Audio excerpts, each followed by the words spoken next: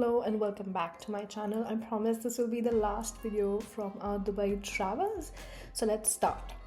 Okay, we are heading to Global Village. What you see on screen is an outdoor park, basically that has pavilions from various countries, showcasing their heritage, food, crafts and entertainment.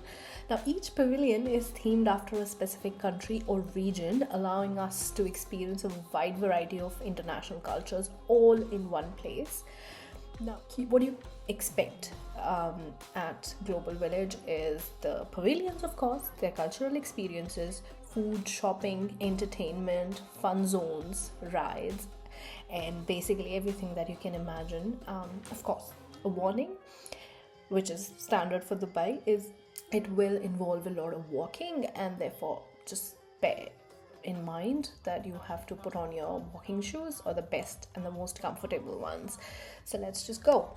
A note about my voice is I'm only just recovering from COVID, so this is what you'll have to bear with for this video. I hope it's better in the next. Here we go. As you can see, I wasn't kidding when I said most part of our Dubai trip was just eating and exploring food. Here we see the first spiral potato pop-up shop, and we just ordered ourselves a spicy spiral potato, and it was yummiest to say the least, because there's nothing in Dubai that we didn't like, even though our spice tolerance was way below when we first arrived.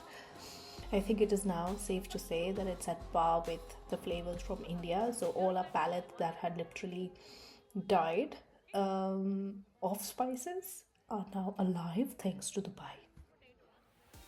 Spiral potato, Didi. Spiral potato. This is Didi spiral.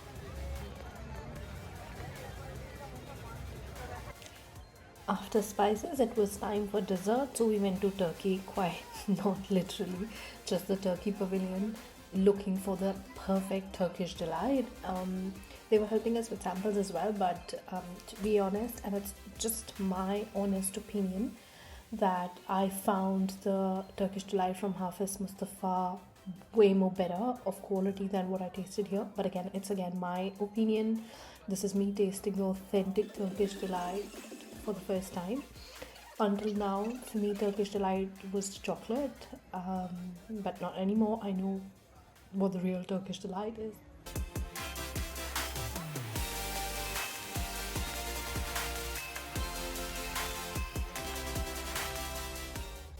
And then we hear some Punjabi music, and what do you do when you hear Punjabi music? You join and you do Bhangra.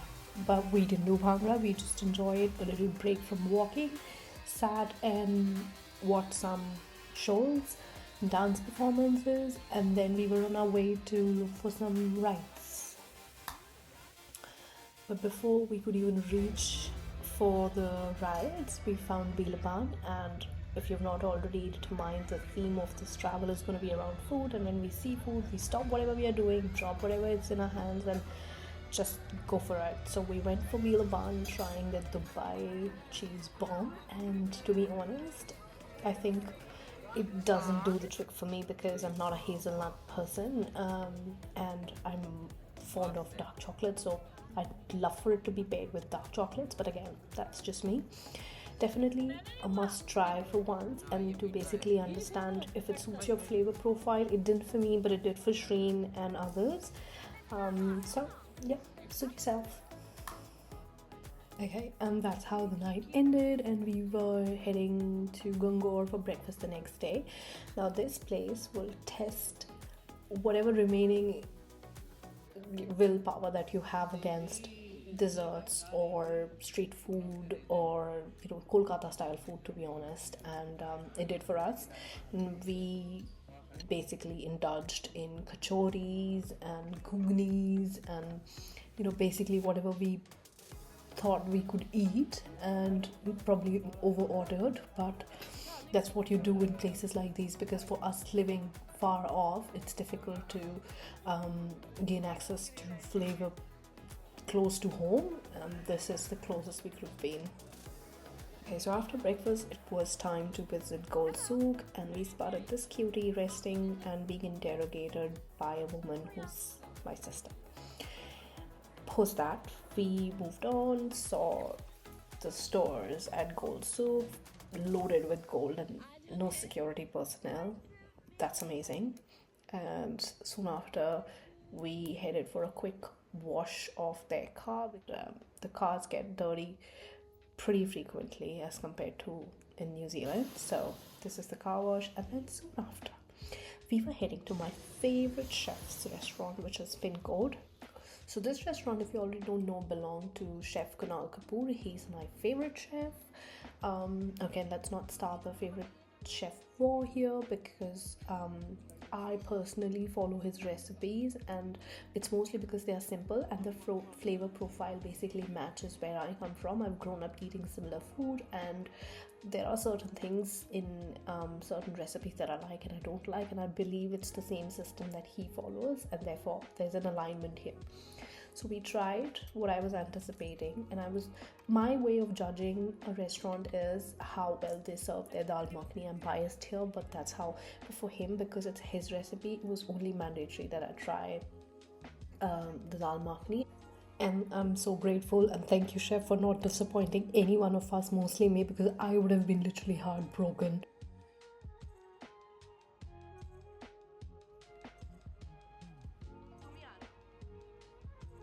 And the next morning, we were heading to Raju Omlet for breakfast. This is a Maharashtrian restaurant that basically serves delicacies specializing in egg.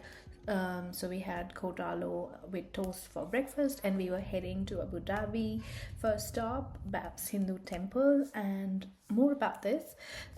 This is the first traditional Hindu temple in Abu Dhabi and the largest of its kind in the country, and is designed in the traditional and architectural style of Hindu temple with intricate carvings and a grand structure.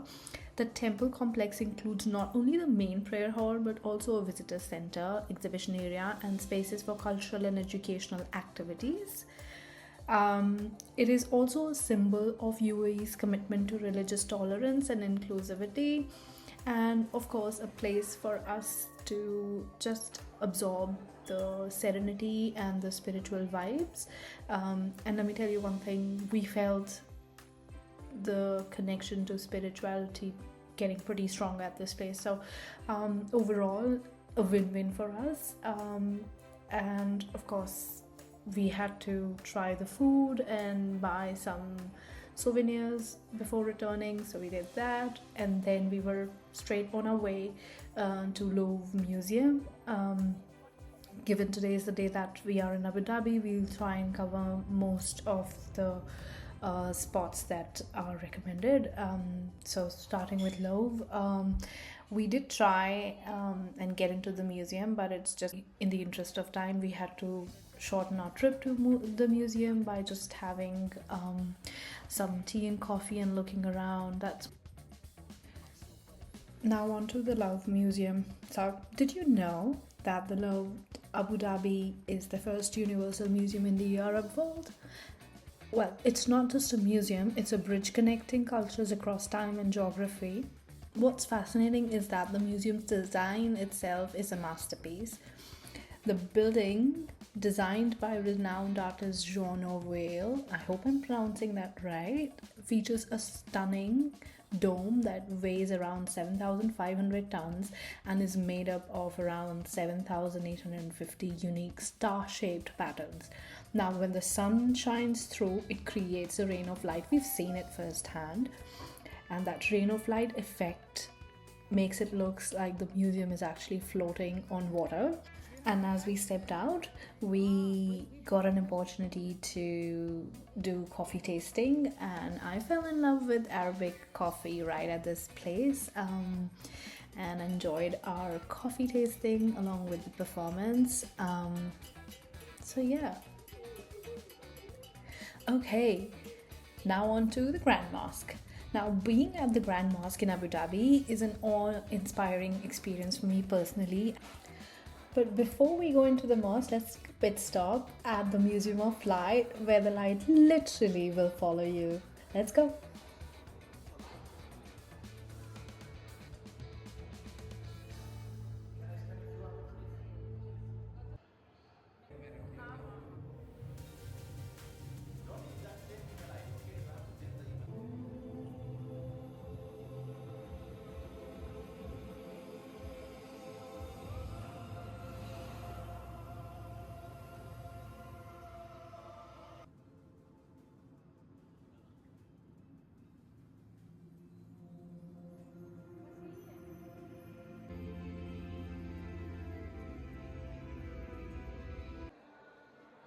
it did evoke a deep sense of tranquility, reverence, and admiration for its beauty. Now, as you walk in, you are immediately struck by its immense scale and architecture splendor. The white marble facade with intricate carvings and delicate details seems to shimmer in the nightlight, creating an almost ethereal atmosphere. Now, the mosque's majestic domes rise high above you, and its minarets stretch towards the sky, making you feel small in comparison to its grandeur. While walking through the grand entrance, one is greeted by a sense of peace that washes over one. The sheer calmness of the space, with its vast courtyards and open spaces, invites one to pause and reflect. The reflective pool surrounding the mosque mirrors the stunning architecture, amplifying the beauty of the structure. The sound of gentle water flowing and the soft whispers of footsteps echo in the vast open spaces, adding the serenity of this place. Now, as you walk inside, the atmosphere feels almost sacred.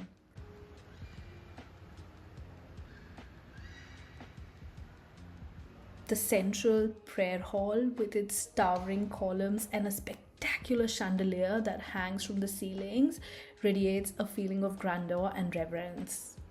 The carpet, one of the largest in the world, covers the floor like a work of art, with its intricate designs landing your gaze upwards to the breathtaking domes. Now, the play of light, especially through the large stained glass windows, creates a warm golden glow, further enhancing the spiritual ambience. We visited this place during the second half of the day. I'm pretty sure it'll be very different and enchanting towards the first half during the morning hours.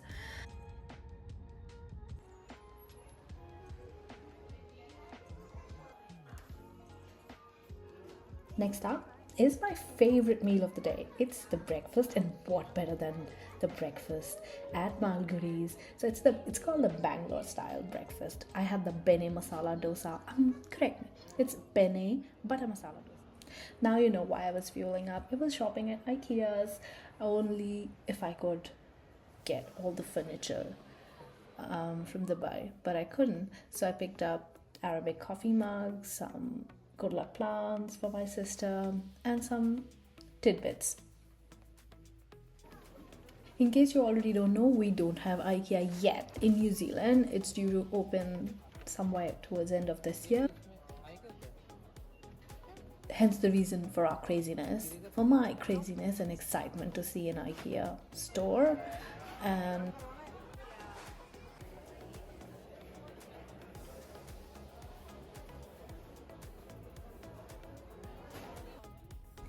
next, we were visiting Nad Al Sheba Gardens. Now, this is very new for me. I haven't visited a garden that had it all. It had photo booths, for makeup, pop-up stores. It had food. It had Kanfeh. It had public. It had everything one could think of. So yeah, we tried tiramisu at public. We also had Kanfeh at Omar Odali.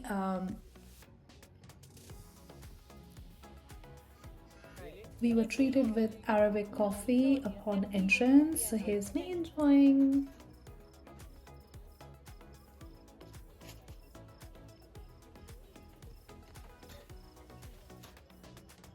Now, what you're seeing on screen is the preparation of kanafeh, which has cheese, a kawi cheese, as they say, as its base, and then we've got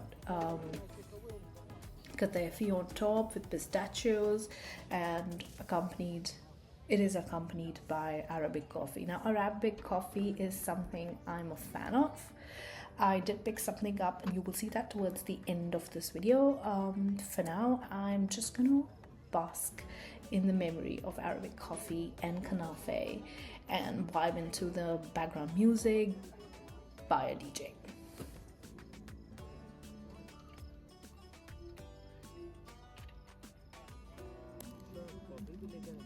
I think it's high time I give a shout out to my brother-in-law for his recommendations and for the nausea that he is of food. We did not turn down any of his recommendations, and every recommendation came through, and it was the best food that we've ever had, whether it was at Gangour, the Khasta Kachori, or the Puchka competition that we had, a small thing in our family, or if it was about the Kanfeh at Omar Odali, or if it was food at Amritsar.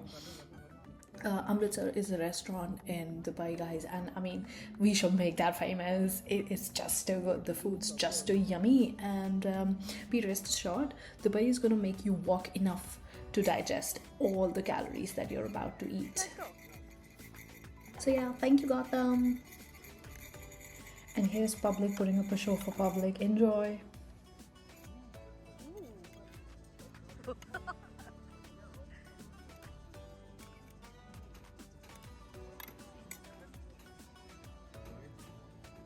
Thank you. Looks delicious. Thank you. Next up was obvious, a dinner, and the only question was where will it be. This was Al Beiruti. Now this is an Arabic restaurant serving Arabic food, Arabic cuisine, if you may say. To be honest, I was a little apprehensive initially because I'm a vegetarian, right? What does a vegetarian do at an Arabic restaurant? Do we have options? No, I don't know, maybe. Well, we went there, tried, and it just surpassed my expectations. What better, they even gave us cards to players to just chill around. Just that it was oh no instead of uno. So the next day, we were ready to visit the Bakri Cafe, which was on my to-do list because it was on Instagram, because it was visited by His Highness a number of times, and because it is at the Alserkal Avenue. Now this is a very different style of shopping because it was a warehouse initially, but is now a shopping mall, and you just roam around and see places. It has stores like Garage, Bakri, Pincode, my favorite cafe, yeah, we tried prashant, if you get chook, at Bakri. We tried their butter croissant and it was delish. They even showcased all the work in progress. The behind the scenes is actually at front, and you get to enjoy their coffee and croissant. There is rush, so you may expect wait times. You'll be asked to wait outside. Other than that, we just went around looking at stores, some of which felt like thrift, but again, it's Dubai, so thrift is luxury too. And we've also explored a number of stores that were selling coffees from around the world. What was the best part of this trip to Alserkal Avenue is I think it's a cafe, it's called Pico, and yeah, what you're looking at screen is pure luxury. Like, they've got big warehouse like structures, and they've got stores in there. It feels criminal to even touch an apparel out there.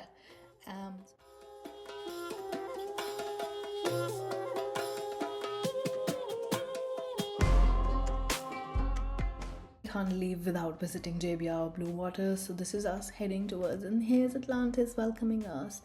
I'm in awe of these structures, which look ancient, gorgeous, and I mean, they look beautiful, they look royal, they look vintage and soft at the same time, if you know what I mean.